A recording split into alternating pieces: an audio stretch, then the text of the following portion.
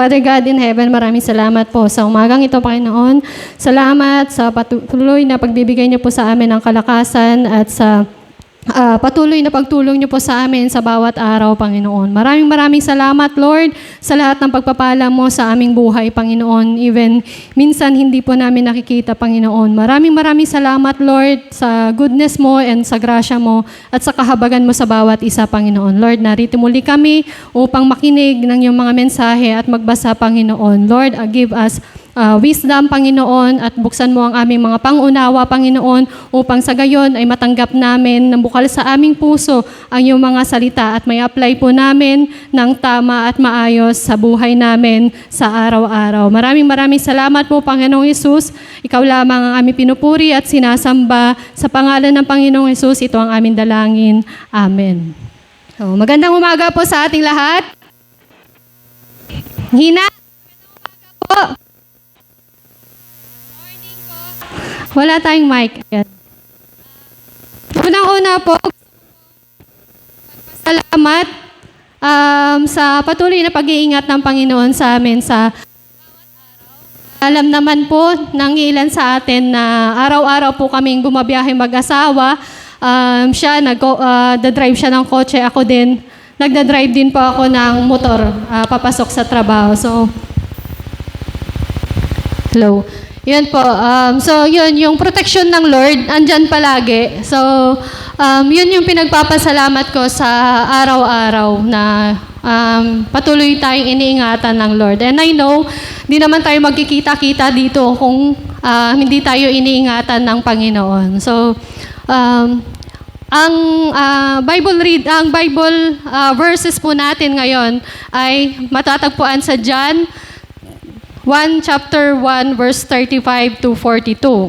So, ang title po nito is 7 Important Things to Do When You Know the Word of God. So, ang pag-uusapan po natin ngayong umaga ay Word of God. Nakikinig po ba? Ready na po ba ang lahat na makinig ng Word of God? Okay. So, ating pag-uusapan po, ano ba yung 7 mahalagang bagay kapag alam mo na ang salita ng Diyos? So, basahin po muli natin yung verse po natin. 1, Kapitulo 1, versikulo 35 hanggang 42. Sabi dito, sabay-sabay po, kinabukasan, naroon muli si Juan kasama ang 2 sa kanyang mga alagad. Nang makita niya si Jesus na nagdaraan, kanyang sinabi, tingnan ninyo siya, ang kordero ng Diyos. Narinig ng 2 alagad ang sinabi niya, kaya't sumunod sila kay Jesus. Lumingon si Jesus at nang makita niyang sumusunod sa kanya ang mga ito, sila'y tinanong niya, ano ang kailangan ninyo? Sumagot sila, saan po kayo nakatira, Rabi? Ang kahulugan nito ay guro. Halikayo at tingnan ninyo, sabi ni Jesus. Sumama sila kay Jesus at nakita nila ang kanyang tinitirahan. Sana. At tumuloy sila roon ng araw na iyon. Nooy mag-aalas 4.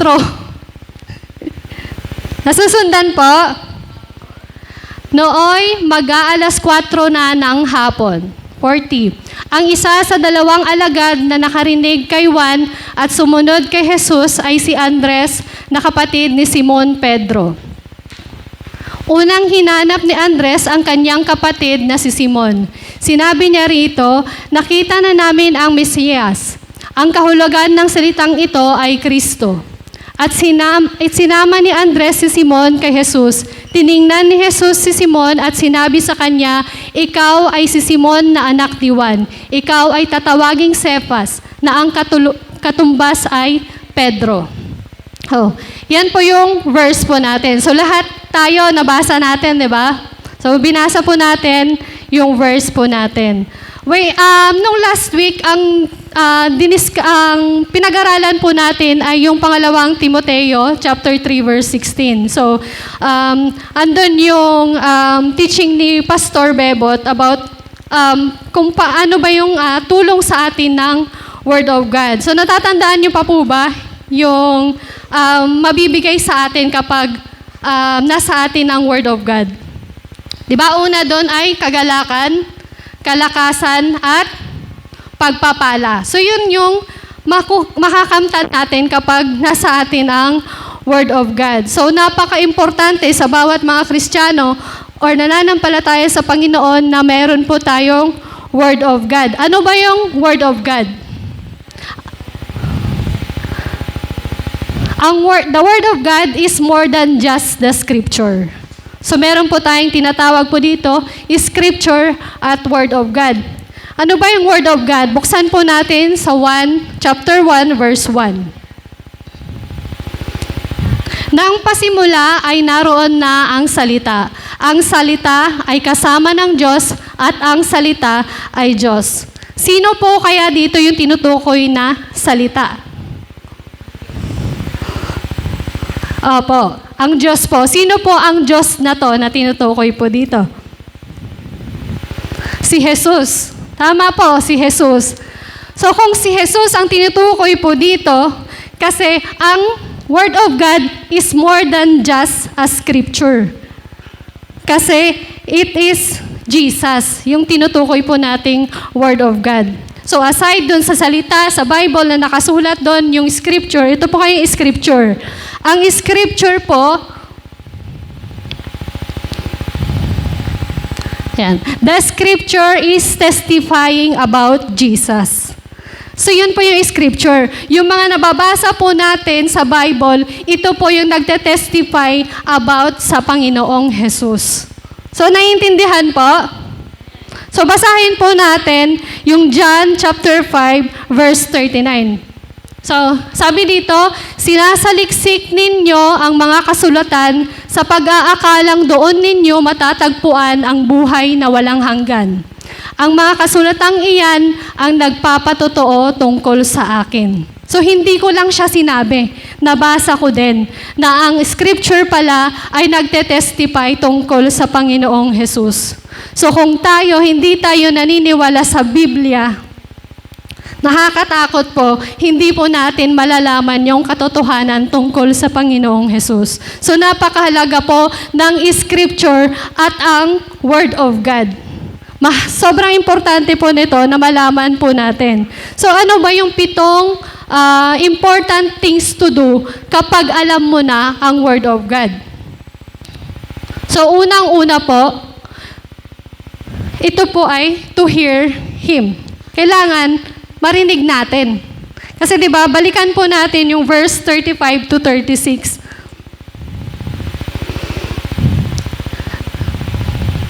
Yan.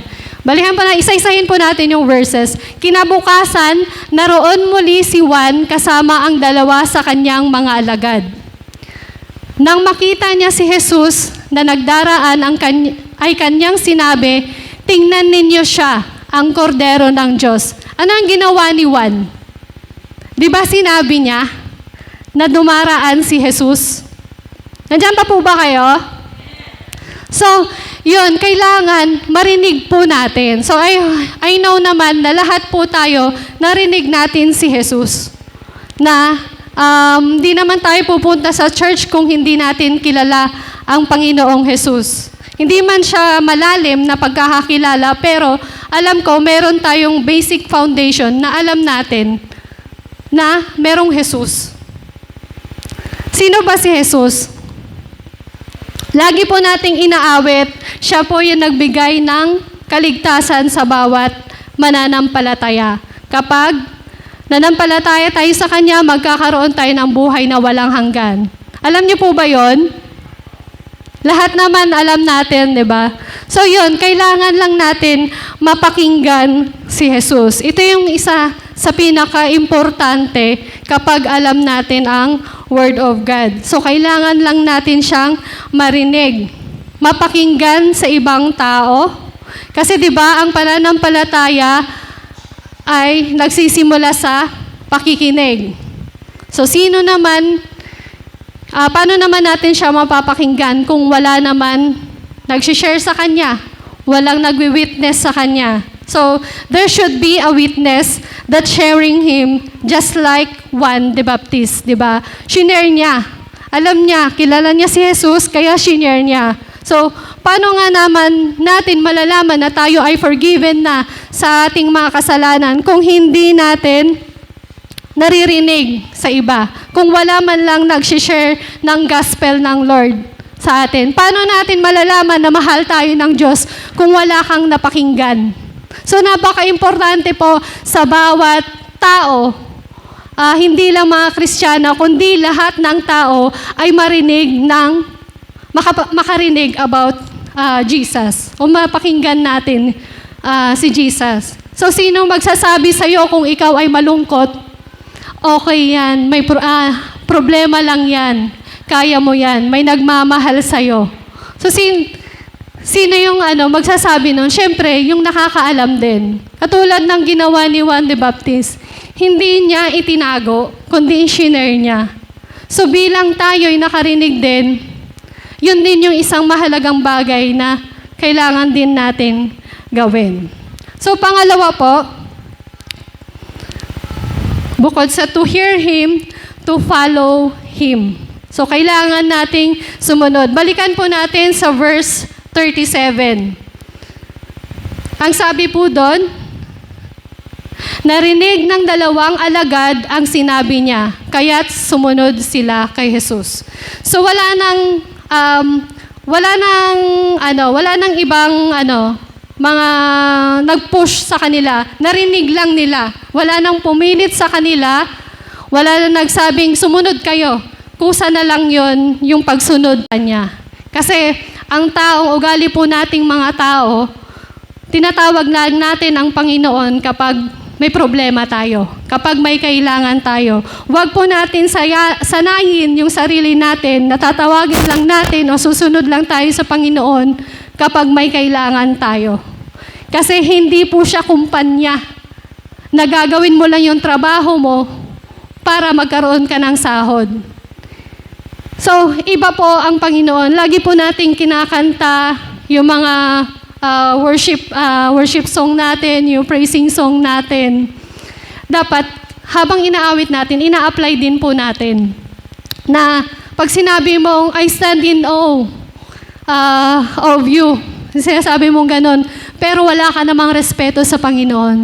Ito yung pag sinabi mong, I stand in awe of you, dapat highest respect yung ibigay natin. Hindi lang yung respeto na binibigay natin sa mga tao, yung mga matataas ang katungkulan, kundi iba, mas higher pa doon yung respect na yon na dapat na kapag sinabi yung kinanta mo to, I stand in awe of you, yung respeto at yung may konti kang takot na hindi ka gagawa ng masama. Ilalayo mo yung sarili mo sa paggawa ng masama. And ayan, to hear Him. Pangalawa, to follow Him. So, ang pangatlo po, to seek Him with all your heart. Balikan po natin sa verse 38. Lumingon si Jesus, at nang makita niyang sumusunod sa Kanya ang mga ito, sila'y tinanong niya, ano ang kailangan ninyo? Sumagot sila, saan po kayo nakatira, Rabi? Ang kahulugan ng salitang ito ay guro. So, to seek Him with all your heart. So, kailangan hinahanap natin ng Panginoon. Darating yung time, sabihin sa'yo, anong kailangan mo? Kasi, pag tayo nagsisik sa Panginoon, hindi po yung mga pag-testing, yung trials, darating po yan habang sinisik natin ng Panginoon. Sa worship team, tanungin ko kayo, ano yung mga na-experience nyo kapag the more na lumalapit tayo sa Panginoon, di ba dumarating yung mga hadlang, andun yung mga struggles natin na sasabihin sa'yo, huwag ka nang tumugtog, huwag ka nang kumanta, lumayo ka sa Panginoon. Andun yung testing. Pero kailangan, itong 7 importanteng bagay na to, kapag alam natin, kilala natin ang Panginoon, kailangan, hindi pwedeng hindi pwedeng 6 lang, hindi pwedeng 2 lang. Kailangan yung 7 ito, kailangan na-apply natin sa buhay natin. Kailangan marinig natin siya, kailangan sundin natin siya, at kailangan din na isik natin siya with all our hearts. Kasi sabi sa'yo ng Panginoon, anong kailangan mo? Baka ang kailangan mo lang sa Kanya, gusto mo ng blessing. 'Di ba? So, yun, kapag the more na nagsisik tayo sa Panginoon, andun din yung problema na dugtong-dugtong, di pa tapos yung isa, meron na naman. Part po yan ng pagsik natin sa Panginoon. Hindi po yan, hindi pwede nating i-skip. Kasi, di ba sabi nga sa verse ng Panginoon, yung mga problemang yan, ito yung mga pagsubok, ito yung nagpapatatag sa ating pananampalataya sa Kanya. Kung mapapansin niyo ko po, kapag nagbabasa po kayo ng Bible, yung mata nyo parang papikit-pikit na, parang hinaantok ka na. O di kaya nararamdaman mo parang tinatamad ka. Or bukas na lang akong magbasa. Ibig sabihin, nagtagumpay na naman yung kalaban sa'yo. Kasi yun yung gusto ng kalaban eh. Ilayo tayo. Na ayaw niya na mapakinggan natin yung totoo tungkol sa Kanya. So sa mga Bible study, ay, hindi po muna ako a-attend or discipleship. Di po muna ako a-attend. May importante akong bagay. Di ba sabi nga, Mateo 6:33? Sino nakakaalam nun? Ngunit higit sa lahat, unahin ang kaharian ng Diyos at ang Kanyang righteousness. Di ba? Katwiran. Pero, ang inuuna po natin, yung pinapahalagahan po natin. So, ibig sabihin, hindi natin priority ang Panginoon. Tama po ba? Nangyayari po ba sa buhay natin na hindi na siya yung priority natin? Na lagi nating sinasabi, lagi nating sinasabi sa iba, sa mga barkada natin, di, priority ko ang Panginoon. Pero nakikita kaya sa buhay mo na priority mo talaga ang Panginoon. O mas priority mo yung mga nasa yung trabaho mo, samantalang ang nagbigay ng trabaho mo, ang Panginoon. So, yun, na kailangan lahat ng ginagawa natin, hindi lang tayo nabubuhay para sa pera. Nabubuhay po tayo sa bawat salita ng Panginoon. Nabubuhay tayo para sa Panginoon. So, hindi lang pera yung kailangan natin. I know, lahat tayo kailangan natin ng pera para mabuhay, para makabili ng ating pagkain. Pero, lagi po nating isipin na kapag magtatrabaho po tayo, wag natin alisin yung Panginoon sa isip natin. Lord, gagawin ko to para sa'yo. Kasi, ang ayaw ng Panginoon na tayo'y mamalimos, di ba? Diba may verse din sa Bible na ayaw ng Panginoon na mamalimos tayo. So sabi niya, magsikap tayo para hindi darating yung araw na tayo'y mamamalimos. Tayo na lang yung bibigyan. So kailangan lahat ng mga ginagawa natin, ano man yan, lagi nating nasa isip yung Panginoon. Huwag natin siyang aalisin sa lahat ng ito. Ayan. Lagi po nating alalahanin na seeking Him, there is always testing and trials na haharapin po natin. At hindi po tayo makakaiwas dyan. Kasi kahit hindi ka pa noon, na hindi ka pa nakakilala sa Panginoon, nakakaharap na tayo ng mga trials. Kasi nga, di ba, habang nag-aaral, ang mga problema pa lang namin dati, kung paano ipapasa yung subject kung paano namin matatapos yung project namin, yung mga thesis namin, yung mga research namin. Yun lang yung problema namin bilang mga estudyante noon. Dati hindi ko naman problema yung pera kasi problema ng magulang ko yun Pero ngayon, sa tingin ko mas matindi na kasi kahit mga bata, problema na nila, pang-enroll nila. Na dati magulang lang yung umiintindi noon. Pero ngayon, problema na rin ng mga estudyante. Kaya, ngayon, pahirap na siya ng pahirap, kaya kailangan natin ang salita ng Diyos. Kailangan natin ang Panginoon sa buhay natin. So wag po nating hayaan na yung mga naririnig natin, napapakinggan natin bawat linggo, ay iiwan lang din natin sa church. Pag uwi natin, ganun pa rin. Nakinig lang tayo. 2 hours o di kaya 30 minutes lang tayo nakinig. Pag uwi natin, limot na natin yung tinuro sa atin. So, yun. So, dapat kapag nagsisik tayo, nahahanap din natin yung presensya ng Panginoon. Kasi by seeking Him, we will find His presence, yung power niya, at yung wisdom. So, hindi pwedeng nagsisik ka, wala kang karunungan. Kasi yung wisdom po, hindi po natin makukuha sa school. Sa Panginoon lang po natin yon makukuha. At siya lang ang magbibigay nun sa atin. Hingin natin sa Kanya. Kaya nga, pag nagpe-pray tayo, give us wisdom or give us additional wisdom. Kasi pwede nating hingiin yan. Yan yung sabi niya sa Santiago, Book of Santiago. So, at tandaan po natin, kapag sinisik natin ang Panginoon habang lumalapit tayo sa Panginoon, tandaan po natin, hindi po tayo itatakwil ng Panginoon o hindi tayo itutulak palayo. Kasi yun yung sabi niya sa John chapter 6, verse 37. So, meron dyan. So, sabi po dito, John chapter 6, verse 37, lalapit sa akin ang lahat ng ibinibigay sa akin ng Ama at hindi ko itataboy kailanman ang sino mang lumalapit sa akin. Si Jesus po mismo yung nagsabi nito. Kaya makakaasa po tayo kapag tayo'y lumalapit sa Panginoon habang tayo sinisik natin ng Panginoon, never tayong itatakwil ng Panginoon. Kasi 'di ba, yun yung sabi din niya sa John chapter 1 verse 38. Sa verse 38, buksan po natin ulit. 'Di ba, sabi dito, lumingon si Jesus at nang makita niyang sumusunod sa kanya ang mga tao, sila'y tinanong niya, ano ang kailangan mo? Sumagot sila, saan po kayo nakatira?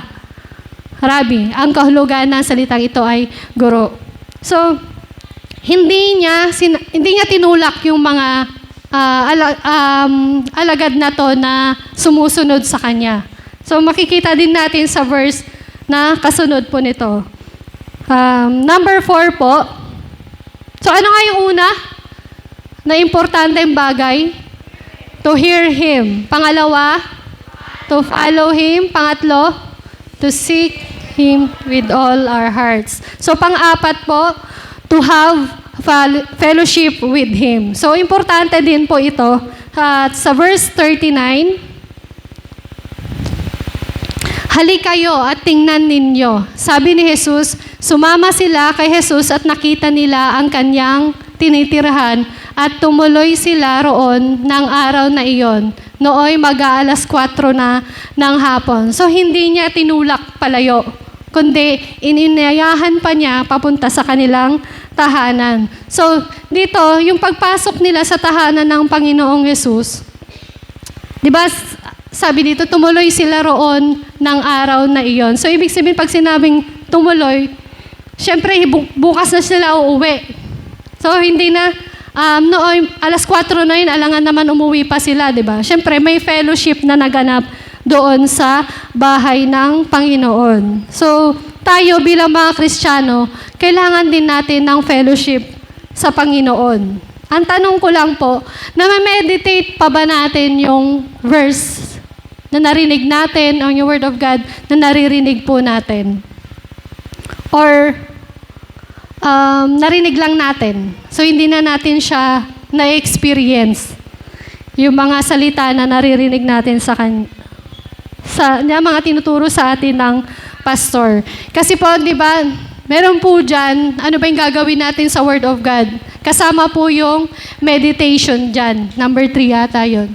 So, hear and see, study, and meditate. Pero ang meditate po, day and night. Na habang papasok ka sa pagpagising mo pa lang, naalala mo na ang Panginoon. Habang nagdadrive ka, papasok sa trabaho, naalala mo, Lord, ito pala yung tinuturo mo sa akin. Yung nabasa ko last month na verse, ito na pala yun. Kasi nangyayari yan sa akin, na parang nakukonsensya ako na hindi ako nakapagbasa araw-araw. Iba pala yun. Kailangan pala i-meditate natin. Di ba pag sinabi mong pinapakain tayo ng salita ng Lord, importante po yung inunguya muna natin yung salita ng Lord. So yun po yung minemeditate po natin na kailangan sa bawat araw ng buhay natin, may naalala tayong verse na ito pala yung tinuturo ng Lord sa atin. Ito pala yun yung gustong iparinig sa akin ng Lord. Kasi kahit na napakinggan na natin yung verses na yun or yung scripture na yun a year ago pa, meron pa rin yung time na maalala mo siya na ito na pala yung ibig sabihin ng verse na yun. Yun yung mga ma-experience mo kapag na-meditate mo day and night yung Word of God. So, sa pakikipag-fellowship natin sa Panginoon, napaka-importante po ang consistent prayer. So, araw-araw nagpe-pray po tayo. Kung kaya mo 24/7, tama ba? 24/7 nagpe-pray ka, kahit tulog ka, may naalala ka. Meron ba yun? Tulog na kakaalala? Meron, di ba? May time na naalala mo na pagising mo, parang yung alive ka kasi may napanaginipan ka o di kaya meron kang napakinggan kahit tulog ka. So yun, na kailangan consistent yung prayer natin. Pero kapag hindi po naging consistent yung prayer natin, hihina po tayo. Sa mga mga malalalim na sa pananampalataya, alam ko na experience nyo na to.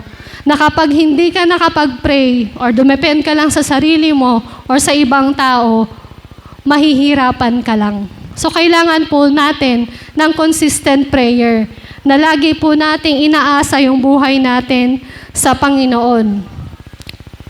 Pangalawa po, yung praise and worship. So kailangan po natin purihin at sambahin yung Panginoon. Hindi porket ikaw magaling sa pagtugtog, magaling ka sa pagsayaw, magaling ka sa pag-worship lead or pag-back up man dyan, yung ide-depend mo na yung kagalingan mo sa sarili mo. Diba kanina nga sa devotion natin, tinanong kung dumating ba sa buhay mo na yung talagang yung galing sa puso mo, yung pag-worship mo sa Panginoon o hindi. Diba? Halos lahat sa amin, nag-umpisa kami dun sa sa hindi out of passion yung ginagawa namin Pero dahil habang tumatagal kami at nandito pa rin kami sa part of worship team, natututo kami kung paano ba namin dapat sambahin at purihin ang Panginoon. Or hindi lang naman sa pag-awit yung pag-praise and worship natin, kundi sa lahat ng mga ginagawa natin, pinupuri ba natin yung Panginoon? May dumating na blessing sa'yo, ay salamat, binigyan mo ako nito, nakalimutan mo ang nagbigay ang Panginoon. Diba?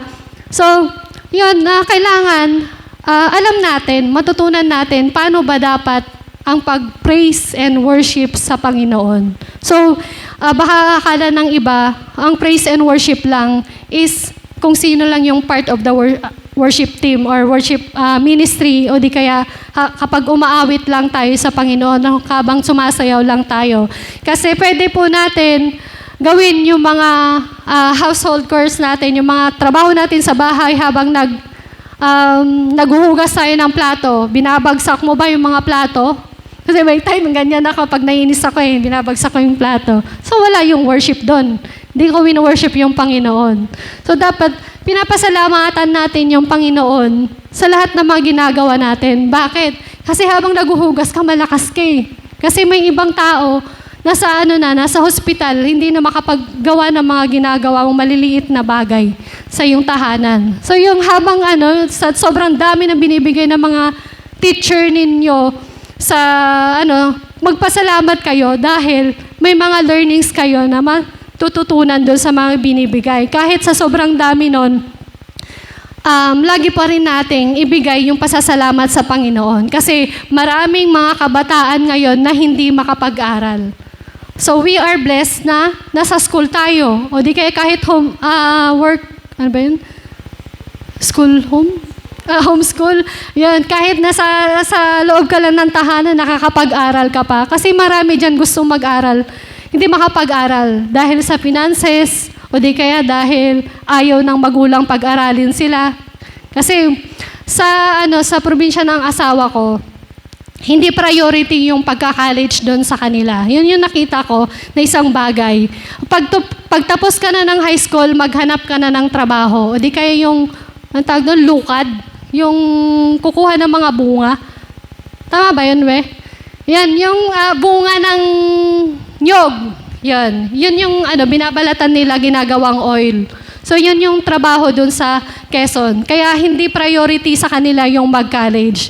Kaya nung may conversation kami nung papa ni Marvin, sabi niya dun sa apo niya, ayan, pagtapos mo ng high school, magtrabaho ka na. Sabi ko, pa, bibigyan ko siya ng pera kapag nakatapos siya ng college. Sabi ko nang ganun sa kanya. Kasi alam ko, hindi talaga priority yung pag-aaral ng college sa kanila. Once na nakatapos ka na ng high school, labas ka na, humanap ka na ng trabaho mo, dapat meron ka ng income na napapasok sa pamilya mo. So, yun yung yung tingnan natin na dapat ipagpasalamat natin, tayo nakakapag-aral pa, samantalang sa ibang probinsya, wala na. Hindi na nila kailangan mag-aral. Kasi nga, kanina nag-uusap kami, makwento ko lang, pwede ba? Pwede yata, hindi tumingin eh. Ayan, yung usapan namin kasi, yung kapatid niya, yung bunsong kapatid niya, na sabi niya dati parang ayaw na mag-aral ni Giselle, gusto na umuwi sa probinsya. Kasi nga, sa loob ng tahanan, masungit ako. Lalo na dati, sobrang sungit ko, sinusungitan ko siya. Pero ginagawa ko siya, siguro mali lang yung way ko, kasi hindi pa naman ako ganun kalalim sa pananampalataya ko sa Panginoon dati. So nadadala ko yung mga pangit na ugali ko. Siguro nakita niya. So, ayun, masungit ako sa loob ng bahay.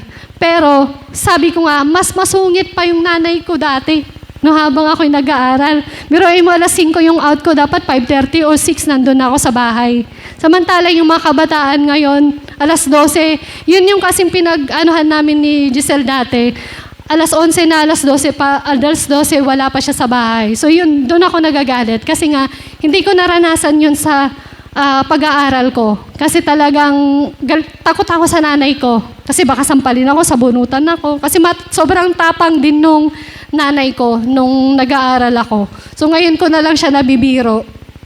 Pero kung hindi naman naging matapang yung nanay ko, hindi siya, ganun yung pag-train niya sa akin, hindi naman ako magiging ganito. So, hindi ako magiging masunurin na anak sa kanya. So, yun yung gusto kong pakita kay Giselle noon, na kahit nagsusungit ako, sabi nga niya, siya ang kumausap. Kasi siya, pag kumakausap siya, talaga maalumanay. Sabi niya, hindi niya pinauwi kasi gusto niya sa mga kapatid niya, may isa man lang makatapos ng college. So, yun, kinausap niya yung kapatid niya na huwag siyang umuwi. Intindihin mo na lang si ate mo. Sabi nga niya kanina, siya pa na nagsabi na mabait naman yan si ate mo, masungit lang. Sabi niya gano'n. Kaya, ayun, yung mga nangyayari sa atin, kahit sobrang sungit ng mga magulang natin, malalaman din natin sa mga susunod na panahon na kaya pala nagsusungit yung nanay ko kasi gusto lang pala akong ayusin. Gusto lang pala niya akong matrain. Para kasi pag papetiks-petiks lang tayo, parang gagawin lang natin yung gusto nating gawin. Malay mo sa ibang kumpanya pala, pagdating mo doon, mas malala pa, mas masama pa yung makakaharap mo, di ba? O di ka, mahihirapan ka sa paghahanap mo ng trabaho. So, napaka-importante yung sa bawat pamilya, meron po tayong training na tinitrain po natin yung mga anak po natin. So, yun, yung pagpapakita natin yung praise and worship natin sa Panginoon. So, ano man yung mga ginagawa natin, lagi po natin itatak sa ating isipan na sa bawat gawain natin, pinipraise natin, pinupuri natin ang Panginoon sa mga ganon. Kasi kahit mahirap, meron kami usapan ni Ate Jess noon, na nagkwento siya nung pumunta siya ng Korea, na yung hagdan na aakyatin nila, sobrang taas, sobrang tarik yung hagdan na nila. So yun yung natutunan daw niya doon habang nasa Korea po sila is, bago niya akyatin yun, nagpasalamat muna siya sa Lord. Kasi hindi lahat ng tao makaka-experience yun, yung aakyatin yung, yung mga hagdan na yon. Di ko alam kung anong lugar yun. Pero sa part ng Korea yon, nag-tour sila nung anak niya. So, kahit mahirap, sabi niya, Lord, salamat Lord. Kahit mahirap, kahit nakakapagod, aakyat ako. Sabi niya ganun, aakyatin ko to. Kasi minsan, pag nakita natin yung problema, ang dami na nating sinasabi. Yun yung lagi sinasabi ni Pastor, nagmumurmur tayo. Ang dami na nating reklamo. Nakalimutan nating magpasalamat sa Lord. So, yun, kailangan. Ito yung one of example ng mga pag-praise natin sa Panginoon. Sa lahat ng nangyayari, iwasan na po natin yung pagmumurmur. Pagpasalamat muna tayo ko, hindi lahat ng tao binigyan ng pagkakataon na gawin yon, yung pinapagawa sa'yo. So, isa pa po is sa pag-fellowship natin sa Panginoon, kailangan mag-raise tayo ng altar. Ano ba yung raising an altar? So, dapat yung commitment natin na pag sinabi mo, Lord, 7:00 ng gabi, magpe-pray ako. So, meron tayo dapat schedule kung kailan natin gagawin. Di ba nung unang panahon, yung tulad nung discipleship na lang nila attorney nakaraan, di ba yung mga dati, kukuha lang sila ng bato, ilalagay nila doon sa isang area, tapos doon sila sasamba sa Panginoon. So tayo, bilang nasa technology na tayo, meron na tayong iba't ibang way kung saan ka saan ka magpa-pray sa Panginoon, kung kailan mo siya kakausapin, dapat mag-set na tayo ng schedule. May cellphone po tayo, mag-set tayo ng alarm tuwing kailan tayo magpe-pray sa Panginoon. Kasi hindi pwedeng 7:00 ngayon, bukas 8:00, susunod na araw niyan 12:00, nagse-cellphone ka pa rin. So, kailangan talaga nakaset yung schedule natin. Yung dapat mag-dedicate tayo ng time sa Panginoon. Ganun pala siya kahalaga. Kasi naririnig ko lang to sa mentor ko dati na kailangan mo mag-set ng time. So, nag-set ako. 1 week, 2 weeks, okay. Pagdating ng 3 weeks, ay adjust ko muna. Kasi 8:00 may ginagawa po ko, 9:00 na lang. Tapos habang tumatagal, napapansin ko, 10:00, 12:00, nagsa-cellphone pa ako. Lagi ako pinapagalitan yan. Late na naman ako pumasok. Bakit ako late? Dahil nagsa-cellphone pa ako na madaling araw. So, late ako. So, yun, kidding aside. So, napaka-importante na mag-set tayo ng time natin sa Panginoon. Mag-dedicate talaga tayo ng time sa Panginoon. And maglagay tayo ng space for communion with God. So, napaka-importante yung prayer, sacrifice natin, 8:00, sacrifice natin para sa Lord. Or anong oras man yan, kahit 1:00 na madaling araw kung kaya mo, basta mag-set lang tayo. Mag-i-dedicate natin yung 30 minutes, 10 minutes sa Panginoon. Di naman kabawasan sa atin yun, di ba? May 24 hours nga tayo eh. Kung 8 hours ka tutulog, kaya pa yan. Kahit nasa biyahe ka, sige lang. Basta importante, meron tayong nakalaan na oras para sa Panginoon. So, napaka-importante po din ng sacrifice natin. Kasi nga, di ba, sabi sa Romans 12, we are living sacrifice para sa Panginoon. So, yung sarili lang natin, yung pwede natin isakripisyo para sa Panginoon, kasama na po yung oras natin doon. At napakalaga, pag nagre-raise tayo ng altar, or nagbibuild tayo ng altar, yung repentance. Importante po yun, na kung meron kailangang i-repair, or broken, kasi tayo, hindi natin alam, may mga broken altars po tayo. Yung heart po natin, broken yan. Sa loob pa lang ng pamilya natin, sira yung altar natin. Yung puso po natin, yung tinatawag po dito na altar po natin. So, napaka-importante po na maayos muna yon kapag nire-raise natin or build up natin yung altar na yon. So, kung kailangan mong makipag-ayos sa pamilya mo, makipag-ayos ka. Kasi hindi mo makaka-fellowship ang Panginoon kapag meron kang dala-dala sa puso mo na hindi kayo okay. Magpe-pray ka, Lord, patawad po sa lahat ng aking pagkakasala. Hindi mo mapatawad yung pamilya mo na kasama mo sa bahay. So napaka-importante po na sa pamilya pa lang natin, inaayos na po natin na kailangan yung genuine, yung repentance po natin at saka willingness natin to address yung past issue. Kasi isa pa to sa natutunan ko last week at last week, yung mga issues namin nakaraan, okay na yun kasi okay naman na kami ngayon. Pero pagdating na nagawa na naman yung kasalanan niya, ayun na naman, parang nadagdag lang siya. So, ibig sabihin, hindi namin pala na-address yung mga issues namin. So, kailangan, kapag may issues kayo, isang issue pa lang yan, ayusin nyo na. Kasi kapag dumating yung pangalawang issue, 2 issues na yung aayusin mo. Habang nadadagdagan, kung wala kayong reconciliation or wala kayong willingness na i-address yung mga issues nyo, punong-puno kayo ng issues sa buhay. So, hirap tayong mag-fellowship sa Panginoon. So, una pa lang, di ba, sabi nga, lagi namin na pag-aaralan dito sa worship team na kapag tatayo ka sa pulpito, kailangan okay ka, okay yung puso mo. So, ganun din. Hindi lang sa pagtayo sa pulpito, kundi paglabas mo pa lang sa tahanan mo, kasi nandun yung umpisa po ng ministry po natin, sa pamilya po natin. So, doon pa lang sa pamilya natin, ayusin na po natin. Magkaroon tayo ng willingness. Sabihin mo, kausapin mo, rebuke mo nga. I-rebuke mo siya with love. Na bago mo i-rebuke, kung ikaw na tao na talagang masungit, na parang Armalite yung bibig mo kapag nagsasalita na hindi mo mapigilan, mag-pray ka muna bago mo siya i-rebuke. Kasi kapag ganun na nga yung ugali mo, tira ka lang ng tira, baka yung sinasalitaan mo namatay na yung puso niya. So, napaka-importante po na kapag nag-review po tayo, ipag-pray muna natin. Ano ba, Lord, yung yung pakikipag-usap ko dito, yung matapang po ba na may pagmamahal or yung mahinahon lang, kaya ng puso niya natanggapin yung rebuke na gagawin ko sa kanya. So, yun, kausapin mo muna ang Lord para maging maayos yung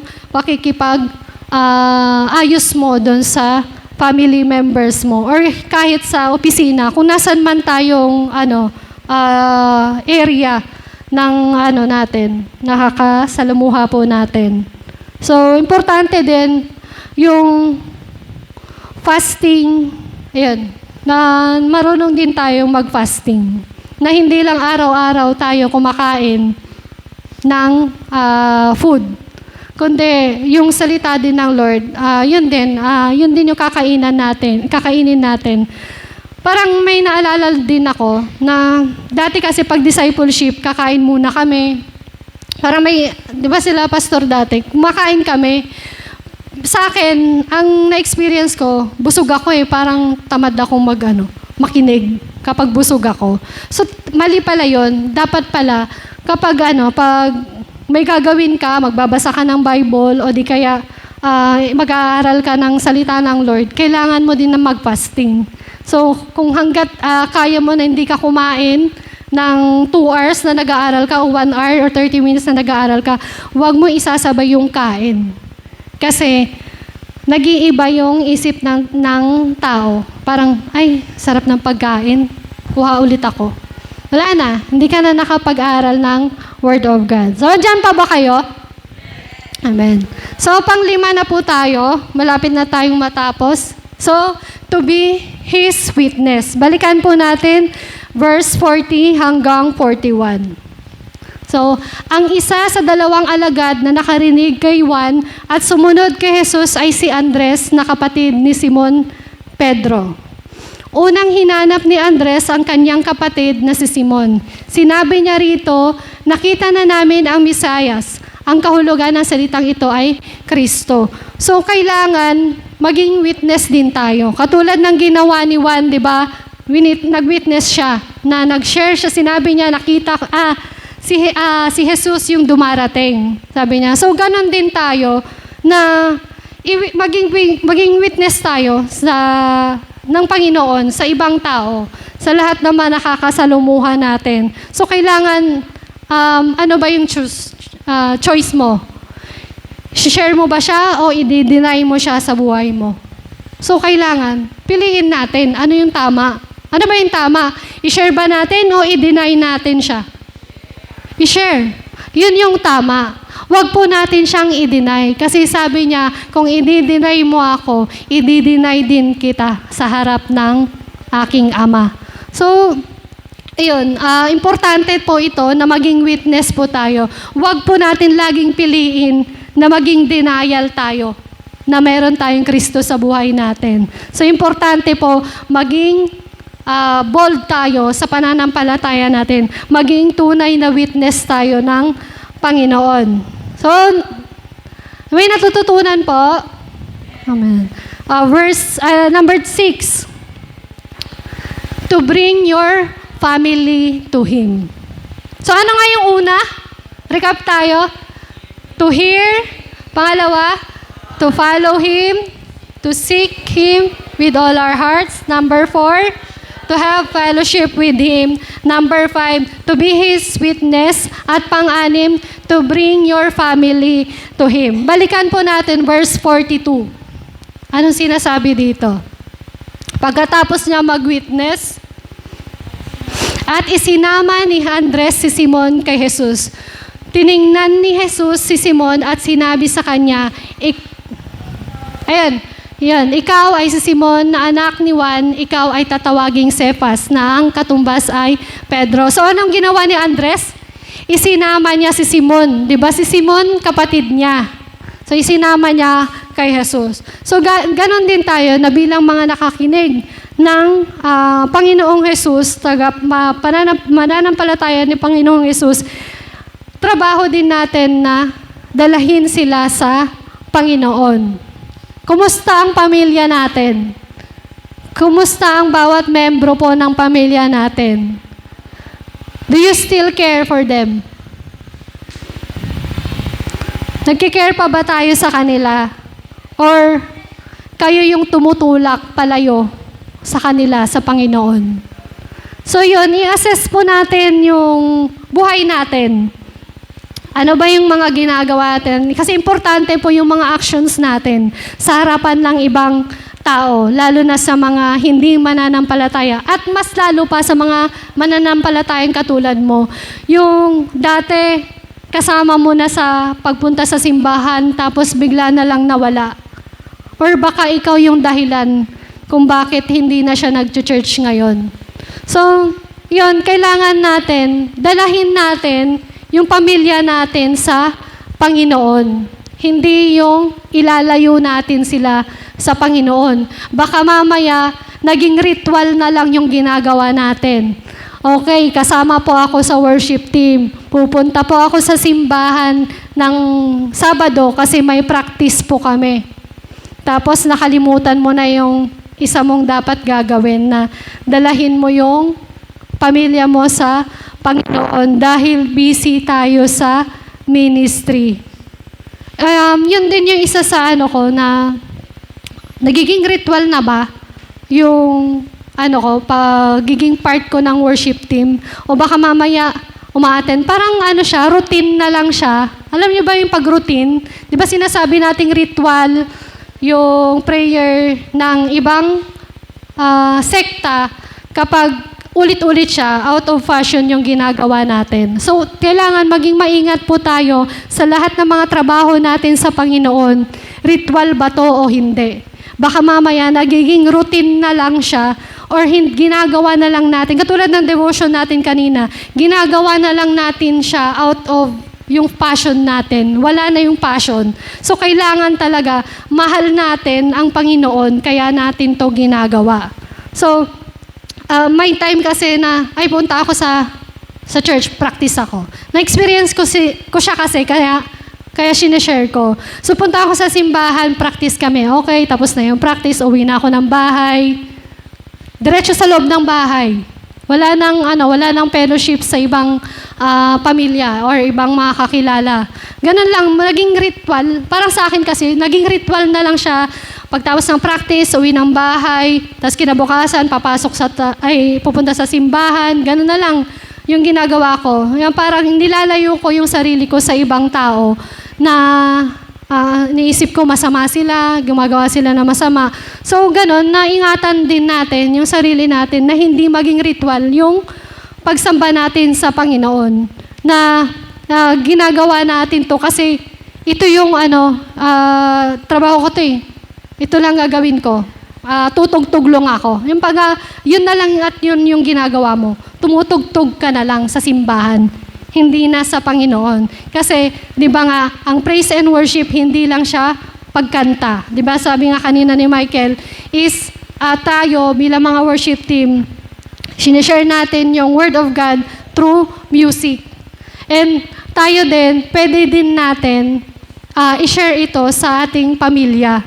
So, hindi natin kailangan maging pastor, hindi natin kailangan maging part ng music ministry. Hindi natin kailangan maging nagtatrabaho lahat sa simbahan para mag-share ng Word of God.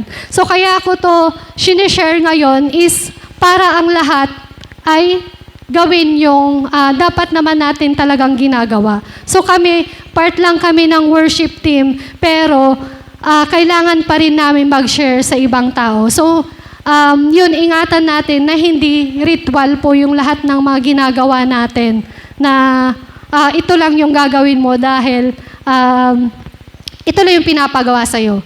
Pero nakalimutan na natin yung laging tinuturo ng Panginoon. Maging witness tayo sa Samaria, buong Judea, hanggang sa dulo ng buong daigdig. So, yun, kailangan nating maabot ang lahat. So, kumustahin natin yung pamilya po natin, ano na nangyari sa kanila, nasan sila, busy pa rin ba sila sa mga kasalanan na gagawa nila, may nag-share na ba sa kanila, or ikaw yung naglalayo sa kanila. Kaya kung ikaw man ang naglalayo sa kanila para sa Panginoon, tingnan mo din yung sarili mo, ayusin mo, kung kailangan mo ayusin yung sarili mo, ayusin mo. Kung naka-align pa ba sa Panginoon. Pang-pito po, to be transformed is spiritually. So balikan po natin yung verse 42.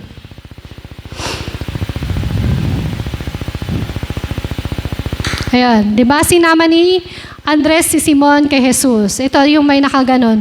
Ikaw ay si Simon na anak ni Juan. Ikaw ay tatawaging Cephas na ang katumbas ay Pedro. So meron siyang transformation. Nag-iba siya ng pangalan, pero ang tinutukoy po dito, yung spiritually, na meron po dapat tayong transformation na habang ginagawa natin to, na napakinggan natin ang Panginoon, na pina-follow natin ang Panginoon, nagsisik tayo sa Kanya, nagkakaroon tayo ng fellowship sa Kanya, nagiging witness tayo, at dinadala natin sila sa Panginoon, yung pamilya po natin, kailangan meron na po tayong transformation. Kumusta ka? Kanina, kinukumusta natin yung pamilya natin. Ngayon, kumusta ka naman po?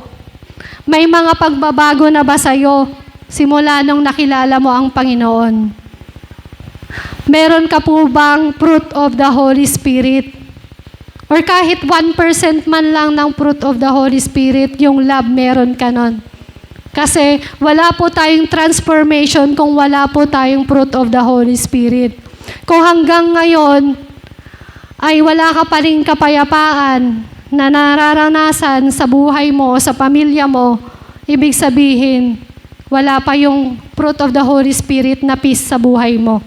So, kailangan po natin magkaroon ng bunga. Hindi po tayo puno ng igos na isinumpa ng Panginoon kasi hindi siya nakitaan ng bunga. So, kailangan po sa atin na bawat mga Kristiyano or mananampalataya ng Panginoon, meron po tayong bunga. So, itong 7 important things na po ito, kailangan po natin siyang gawin. Hindi pwedeng isa lang, hindi pwedeng 2 lang yung gagawin natin, hindi pwedeng 3 lang, kundi 7.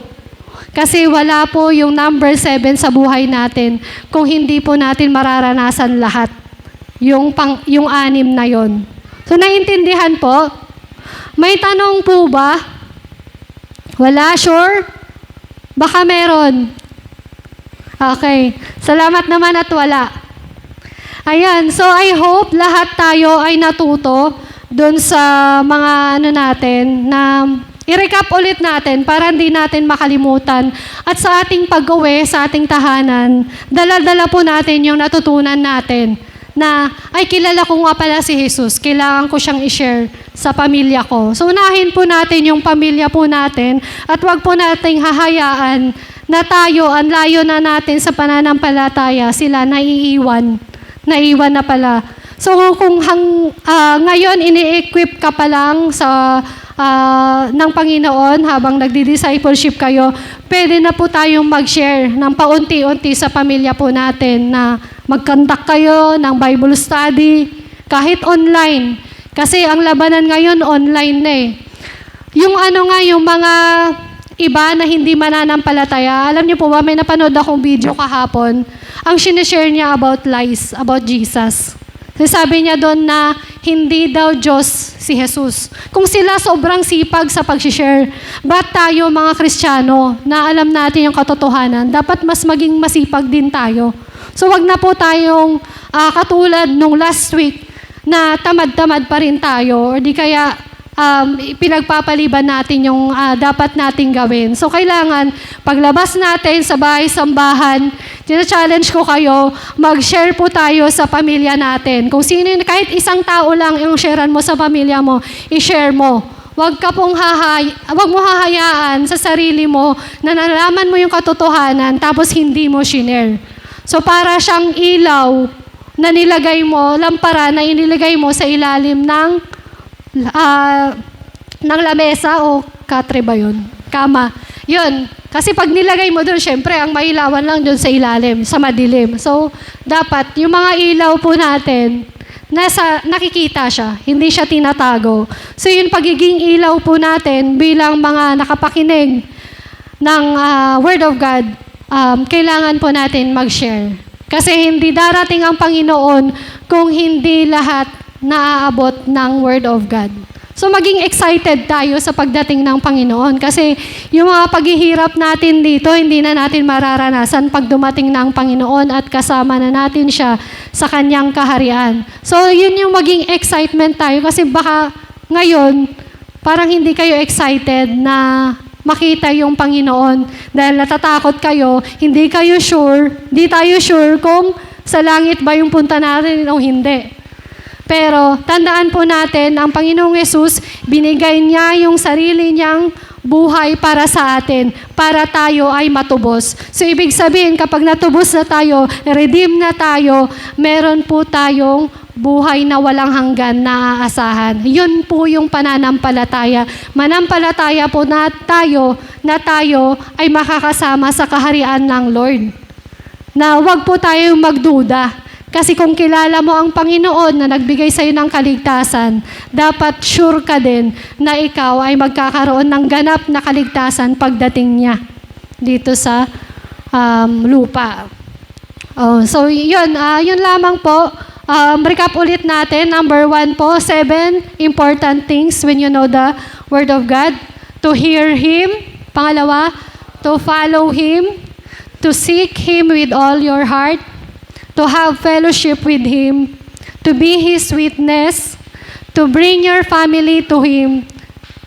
To be transformed spiritually. So ready na po tayong mag-transform. Inanyayahan ko po na ang lahat ay tumayo.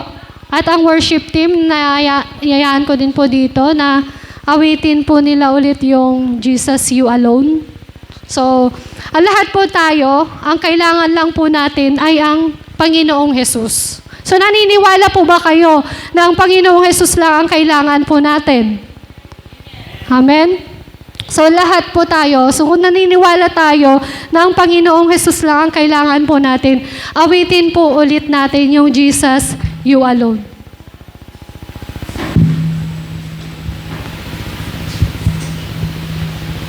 Yan. Pikit po natin yung ating mga mata, or kung kabisado nyo po yung lyrics, pwede naman pakinggan nyo lang po kung hindi nyo po matandaan yung lyrics. Pero lagi po nating isa-isip na talagang kailangan lang po natin ay ang marinig at ipahayag natin or share natin sa iba ang Panginoon. Siya lamang po yung nag-iisang Diyos na kailangan po natin. Alam niya po ang lahat ng mga nangyayari sa atin. At alam ko na ang lahat ng nandito, marami din mga nararanasan sa buhay, kahit mga estudyante pa lang, marami na mga pagsubok na pinagdaraanan. At marami na din tayong mga pagod na naramdaman sa trabaho natin, sa paglabas pa lang natin sa tahanan o di kaya sa loob man ng ating tahanan.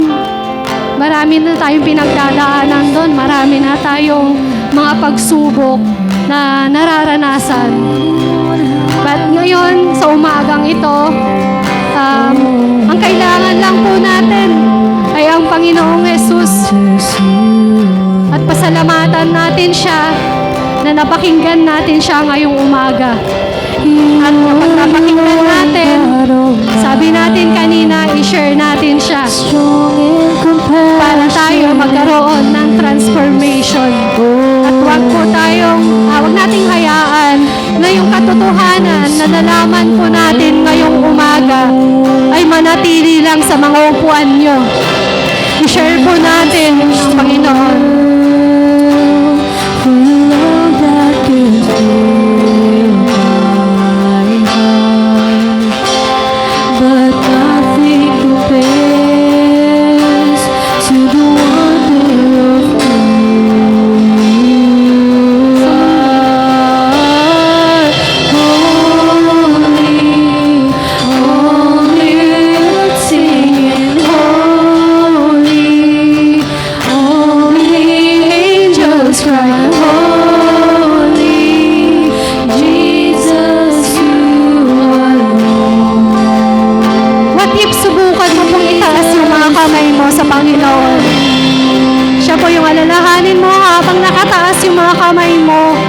Siya'y nasa isip mo.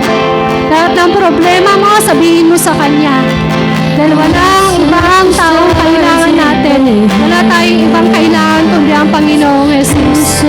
Hindi natin makikita sa mundong ito yung lahat ng ating pangangailangan. Dahil ang Diyos lamang ang may karapatan na magbigay sa iyo ng lahat-lahat ng ito. Bigay mo sa Lord yung lahat ng mga problema mo, lahat ng mga isipin mo, bigay mo sa Kanya. Sa araw na magkahanap natin ng kaligayahan sa mundo. And I'm sure as tuwati po natin makikita sa mundo yung mga kaligayahan na yun. Ang Lord lang ang magbibigay sa atin.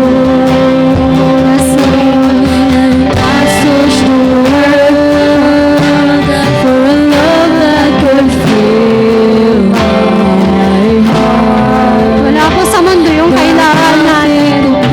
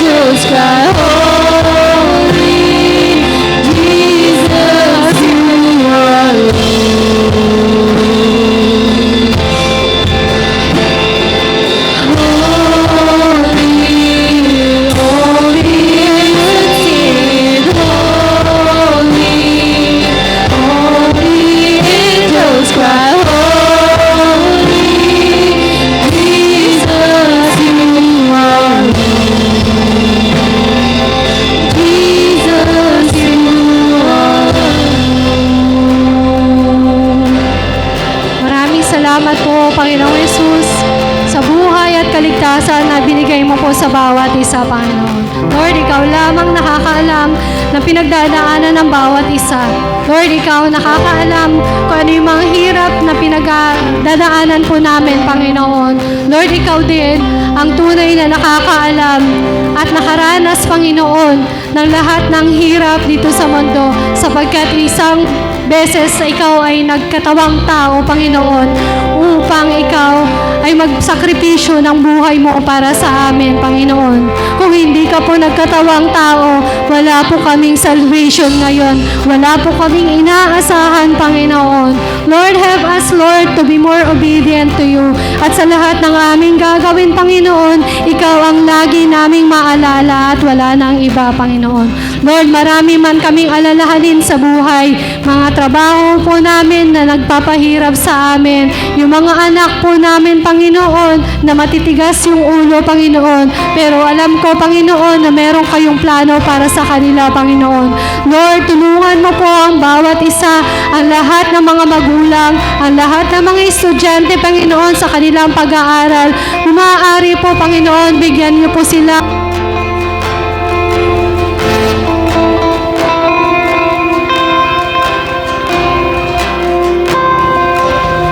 Maraming salamat po, Panginoong Jesus. Sa buhay na ipinagkaloob mo po sa amin, Panginoon. Lord, aming ibinibigay yung aming mga alalahanin sa inyo sapagkat ang sabi mo sa iyong salita, O God, na ibigay namin sa iyo ang lahat ng aming alalahanin at kayo na po ang bahala, Panginoon, sapagkat ikaw ay napakalaki. Ikaw ang great God ng aming buhay, Panginoon, na ang lahat ng aming mga trials and testing sa buhay namin, Panginoon, Ikaw lamang ang aming pinagbibigyan ito, Panginoon, sapagkat alam namin na ayusin mo ang lahat ng ito. You are holy, O God. Ikaw lamang, Panginoong Jesus,